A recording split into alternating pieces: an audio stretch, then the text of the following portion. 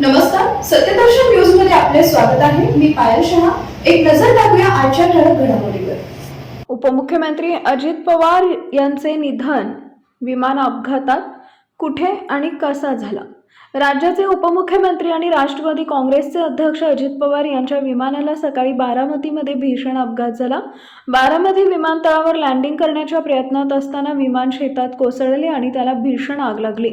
या हृदयद्रावक घटनेत अजित पवारांचा मृत्यू झालाय. अजित पवारांसह या विमानात असलेल्या 6 जणांचा मृत्यू झाल्याची अधिकृत माहिती नागरी विमान वाहतूक संचालनालयानं दिली आहे.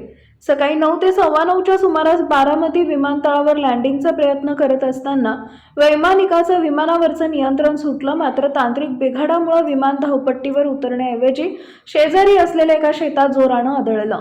विमान कोसळताच त्यानं काही सेकंदातच भीषण पेट घेतला. बघता बघता संपूर्ण विमान आगीच्या भक्ष्यस्थानी पडलं आणि जळून खाक झाले.